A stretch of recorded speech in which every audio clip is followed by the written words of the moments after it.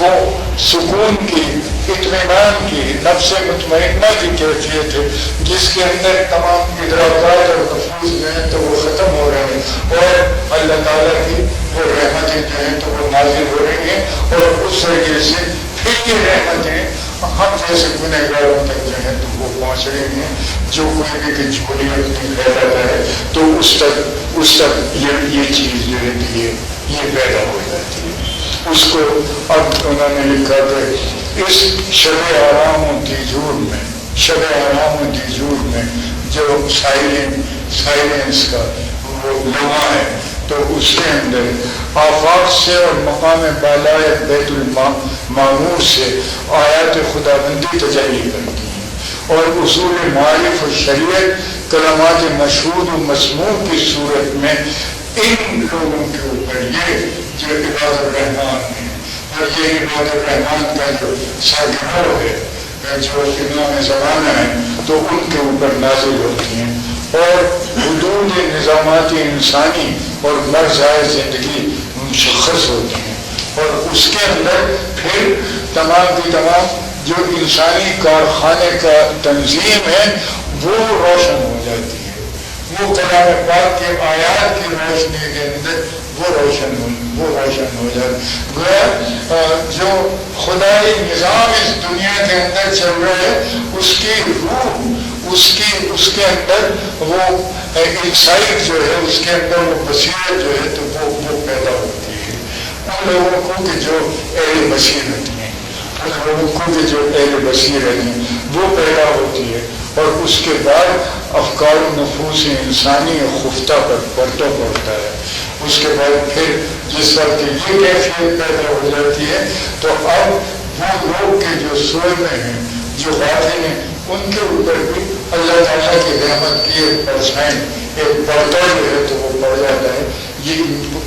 جاگتی ہیں، یہ ابھرتی ہیں، یہ زندگی کو سامان میسر ہوتا ہے، اور جہان بزرگ بیت المعمور کا سایہ ہمارے اس چھوٹی سی دنیا کے اوپر، ان گناہوں کی دنیا کے اوپر پڑتا ہے، اور پھر ہم سال بھر کے اندر وہ جو 1000 مہینے ہمارے آتے ہیں پھر ان کو ظلمت سے بھرتے ہیں، پھر ہم اپنے نفوس انسانی کی جو غبار ہیں اور جو تاریکیاں ہیں وہ پھر پھیلتی چلی جاتی ہیں، اور اللہ تعالیٰ جو ہے جس کی رحمت کبھی ختم ہونے والی نہیں ہے وہ پھر سلامتی کی رات کو لاتا ہے، اور پھر اس دنیا کی چلانا ممکن کرتا ہے۔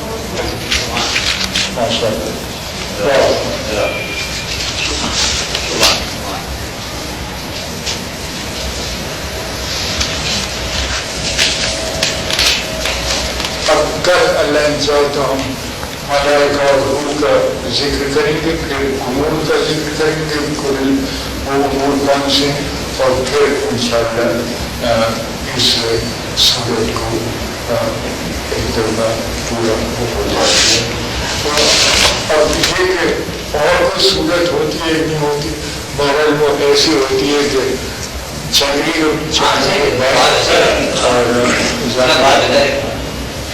اگر ترجمان اس کا ختم نہیں ہوتا ہے پھر بعد میں جو ہمارے بعد میں بہرحال ہمیں کوئی کسی قسم کی جلدی اس کو کرنا ہے۔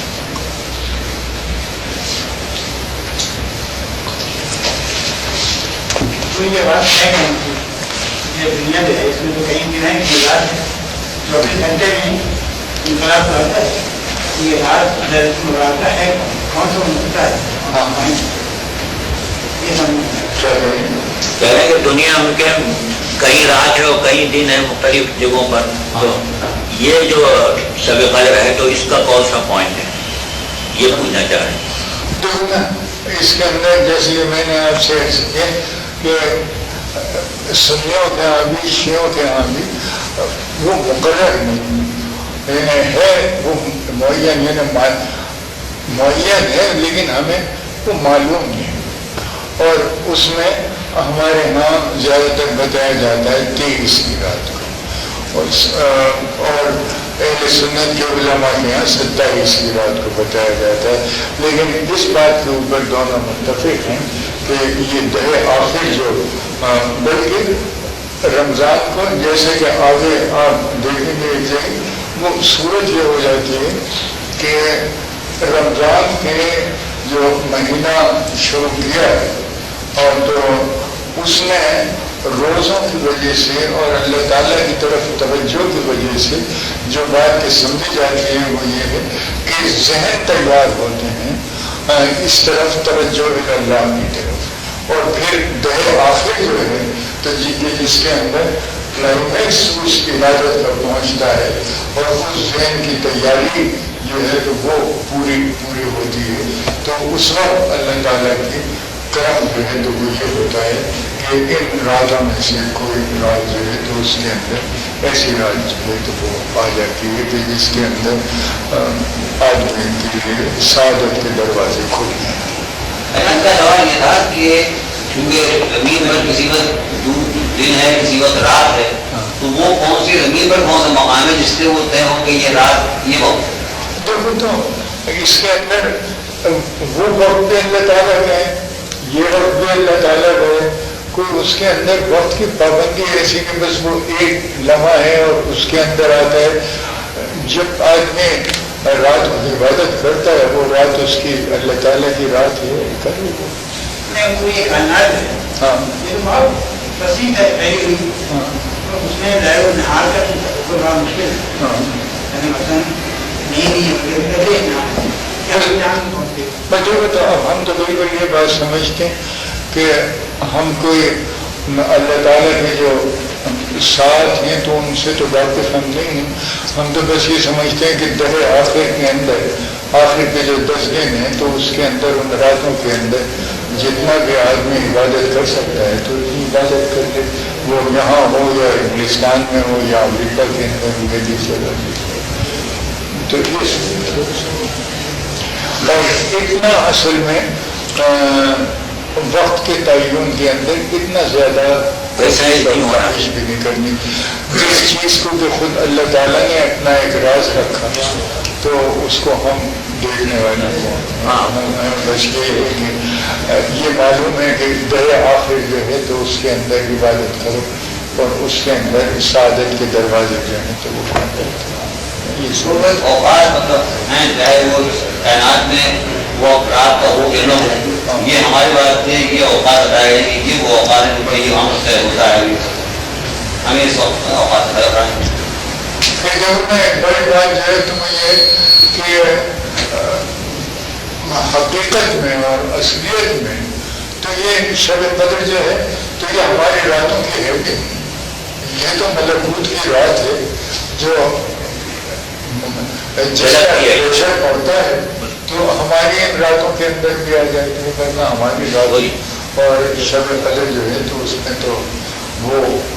کس دنیا کی بات ہے، ہم کس دنیا کے اور اس کا پریسائز وہ تو وہی کر سکتا ہے جو اس کے متعلق آپ وہ جس سے اس کا تعلق اصل تو وہی کر سکتا ہے، وہ اس کا احترام ہے کہ ہم لوگ اس کو نہیں کر سکتے۔ ہم تو ایک احترام کے طور کے اوپر ہم تو بالکل اس طریقے سے اللہ